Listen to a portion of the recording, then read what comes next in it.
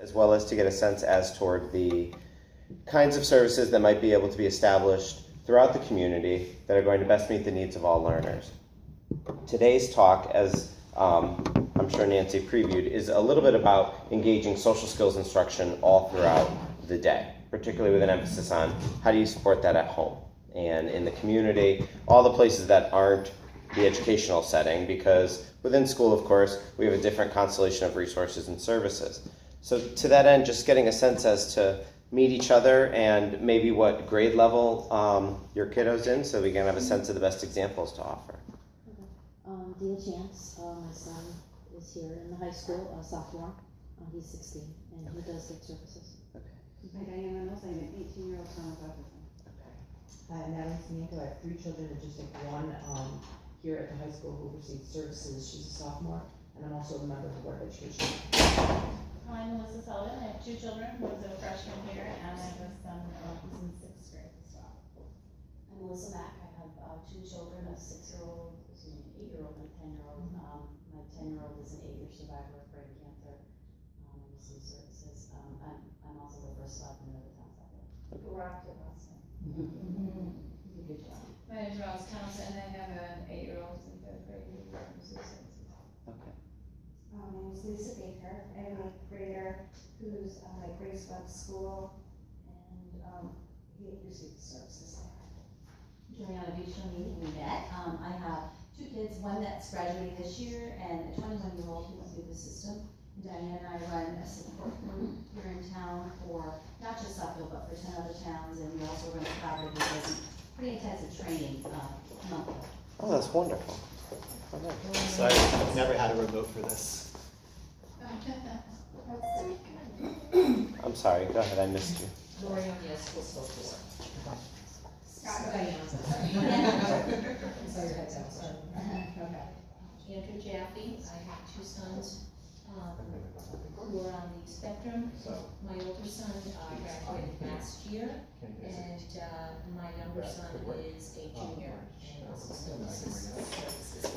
I'm Kim Nealon. I have a 17-year-old daughter who is here at the high school. She receives services for Williams syndrome. My name is Dawn Metcalf. I have a 12-year-old who doesn't go to school in district, and a 10-year-old who is moderately autistic and has a severe speech disorder, and receives services in 4th grade.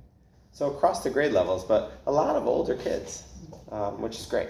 The age group that's near and dear to my heart and a lot of fun, and increasingly important because adult services, as some of you know from your community-based work, is a tremendous priority, or needs to be one. So today's dialogue is going to be about social teaching, and the challenge with social skills instruction for any individual who has difficulty learning from the typical environment around them in a way that is as easy and as expected as would be for most other individuals is how heavily context-based it is. So when I'm working with a kid in my office and I'm seeing him maybe with his family every week and we're working on, overcoming anxieties and social greetings and how do you maintain conversations and all those sorts of things.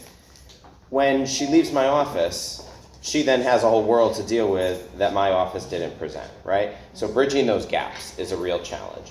And part of that, we hope from today, is to be thinking about what are those shared common features of social skills instruction that we think about whenever we approach teaching a skill. Because really, the art and the science to teaching social skills is that you're not really teaching the skill itself. You're teaching the context and the foundation around that skill. So if I were teaching, let's take a very basic skill, greeting other people. If I just teach the robotic greeting to others, hi, how are you? I'm actually just teaching a pretty rote response. I need to teach the context, understand the motivation for greeting, understanding when and how you greet differently. So the social world, unlike anything else, for example, math, it tends to be pretty stable. 2 and 2 add up a lot of the time to equal 4. Really, it doesn't matter where you do it, they add up that way.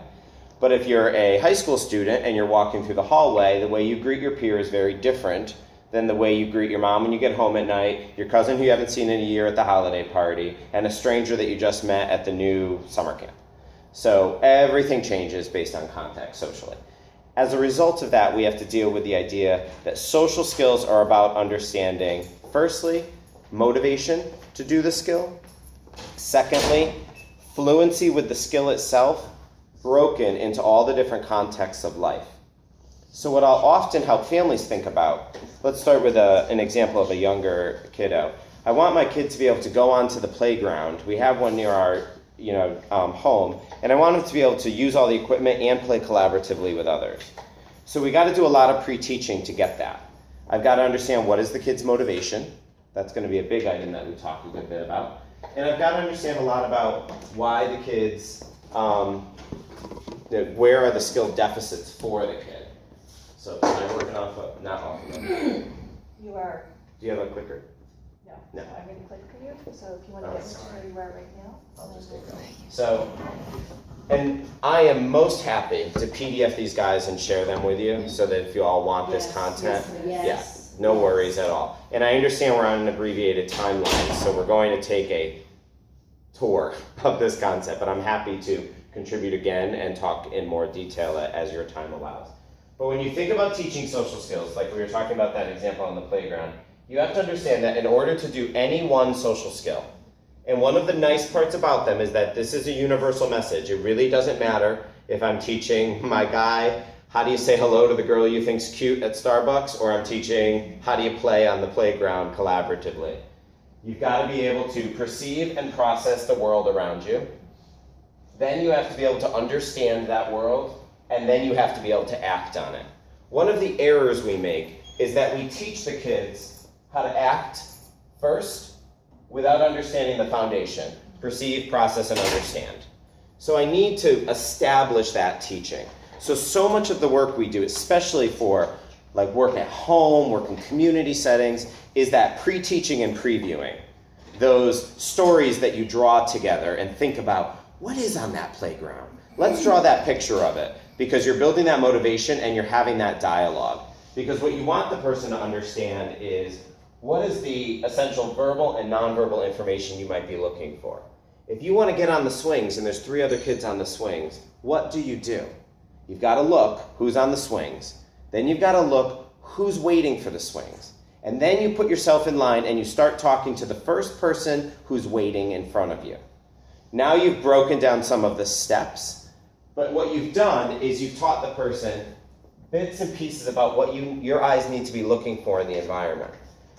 For individuals with complex developmental disabilities, in particular the social disabilities like autism spectrum disorder, perceiving and processing the world around you is a core deficit of the disability.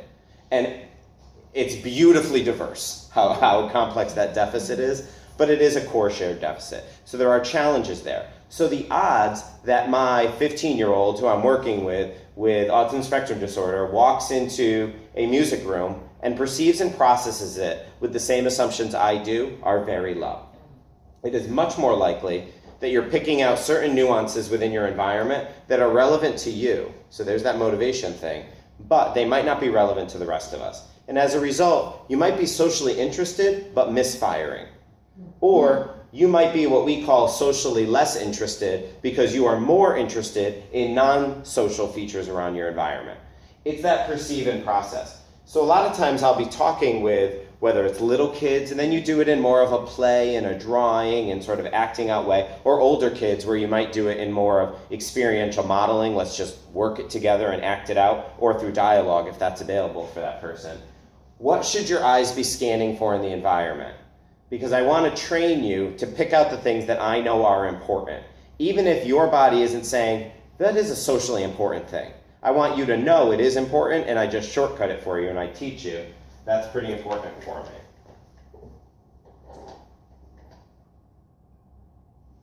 I don't think that does it.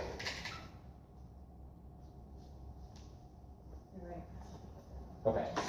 So, when we're acting socially, the context, the speaker, and then the verbal and nonverbal cues. These are all important. And when I teach social skills, or if I'm helping a family say, how do we help? You know, his brother, we go to the campsite over the summer, his brother gets out there and he like makes 15 new friends and they have a whole like community by the first afternoon, and he's always to the side, but he's not quite in there.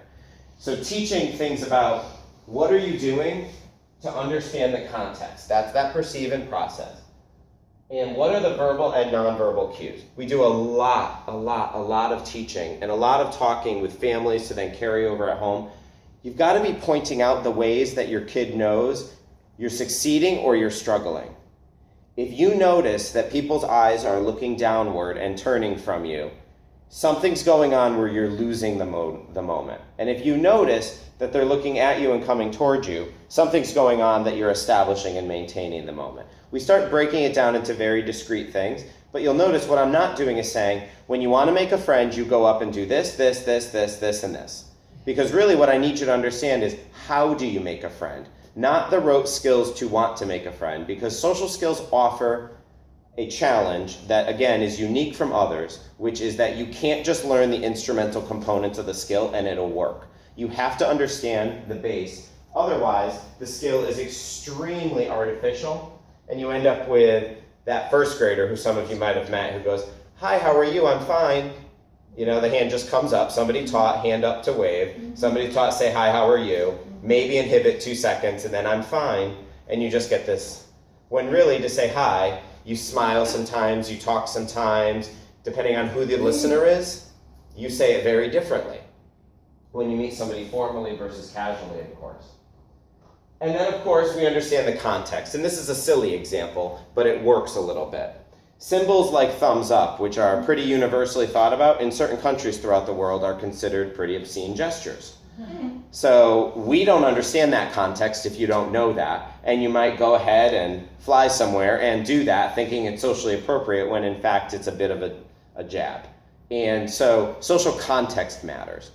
The reason we use this example is because the seriousness of it for a person with a social learning disability is that the way you learn to kick up a conversation with your therapist working in an office might not work in the high school common, where you have to go up and you've got to kind of, if you're a guy, kind of like first approach, and then you've got to kind of like offer some witty laughs before you dive in. You can't just sit down and say, like one of our guys did yesterday, "I see you're using Windows 10 now. How do you like Cortana?" And Cortana is like the series of Windows 10.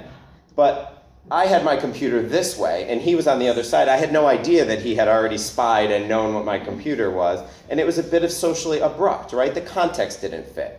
So I said, "I want to talk to you about that, but let's think it through for a minute." And we went back through it. And the point would be, at home, there's a lot of that to be done. A lot of talking out before going in. The 10 minutes in the car before you get out into the social world, where you say, what are we going to do? And if you have siblings in there, it's not just, what are you going to do, individual in our family who has needs? It's, what are we going to do? How do we know to get on that playground? And what do you guys want to play with? Okay, I see one of those things you throw the ball in and it comes out. You guys like those, right? And you get kids going with a plan. Because if what happens in the social world is I have to be both socially successful and instrumentally successful. So in a soccer match, for example, which are classically hard for our individuals, you have to be able to play soccer and know all the social things that are going on around you, because on the field is the social behavior of the game and the social behavior of every adolescent rating every other adolescent on that field, right? So all of those are happening. And that can make complex environments like that. But always talking about the pre-teaching you can always do is, what do you look for to know what's most important wherever you're going? How do you know what's really important to do? And then developmentally measuring it. And of course the word developmental is really complicated, right? Because you might have an individual in your life who is chronologically 16 years old and developmentally functioning anywhere from a very young primary age to well into adulthood, based on their ability set. This graphic here is based on typical developmental trajectories. And the reason I point this out is because very often at our preschool and elementary levels, we're pushing our kids to levels far beyond that which we expect of the typical peers. So we might be pushing complex multi-turn conversations, when in fact, if you looked at the typical peers in 3rd grade, they're having 3 to 4 turn conversations and the conversation flits. and then it flits and it flits. And so we want to be thinking, what is the general expectation? Because if I can teach my elementary school student, how do you begin a conversation? How do you join a group that isn't yours and succeed in it? I'm establishing very important skill sets for you. So one of the first things families will often say is, how do we know what's important to teach? Well, the most important thing to teach is the things that are going to make you successful day to day in the life you're currently living. And then when you get a little bigger than that, being able to think about what are the key developmental tasks of that age group.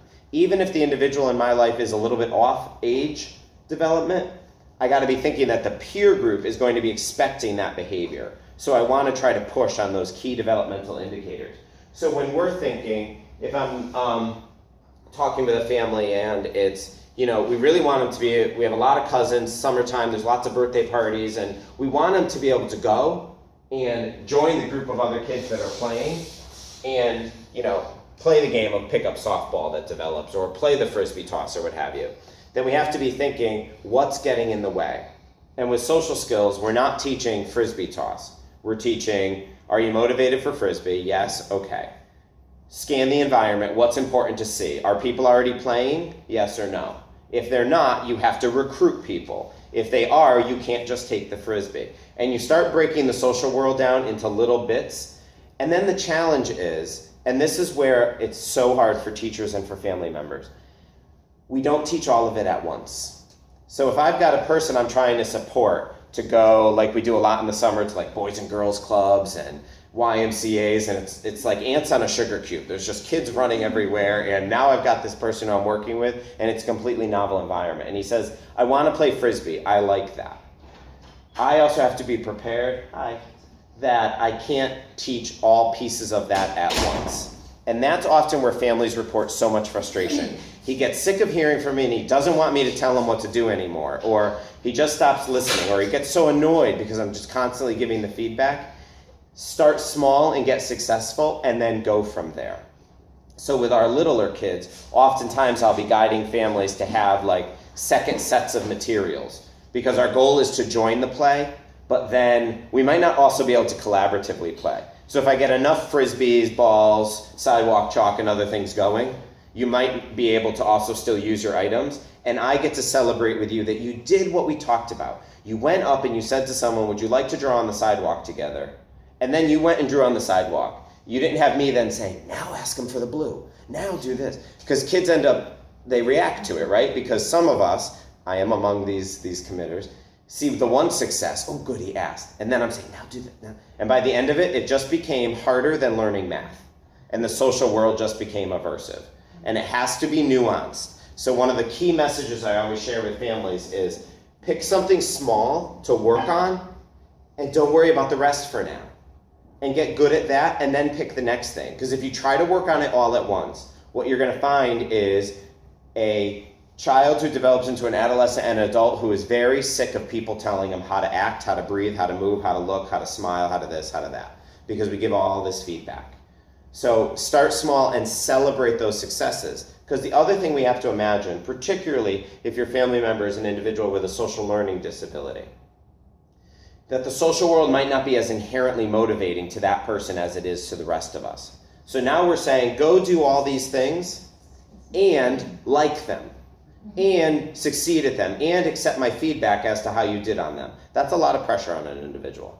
We say to kids all the time, we're coming in, they need their summer vacation. They need a break from school. They need a break from this. And then into our homes go people who are constantly pushed at the social world and there's no break from it.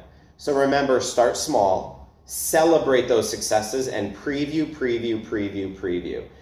Little dialogues with the little ones, sharing, playing. You're drawing a story and you're saying, I see something in here. What do you notice about this? And in your mind, you're thinking, when he gets to the playground, I want him to be able to wait in line. So I drew my picture with that. You're embedding those little pieces. With older individuals, you want to engage them. What's your goal? What do you want to do when you get to Starbucks or when you get to the Commons at the high school? What do you want? I was working with a kid last week. He wants to sit with his device with the other kids and be cool like them on Instagram. That's what he wants. But his use of Instagram is very different than other kids, and he has a history where kids take advantage of his lack of knowledge as to the nuances of Instagram. And next thing you know, he's sending compromising pictures of himself to the whole. So I've now got a kid who wants to do that, and everyone in life is saying, don't do that because it's risky. And so we had to find a way to do, what do we do first? You want to be with them. Let's work on that. You're going to have your device, but your app is broken. So you're going to look on with somebody else. Can we do that for this time? Okay, and then when you're done, you and I will Insta-chat over here. And so we kind of made an agreement, a brokered agreement, but there was no way that that high school kid was going to want Dr. P coming over and sitting with him. That's not going to work. So we had to have previewing. The same is true for families and community settings, for sure. Setting up your goal and then covertly understanding it. And then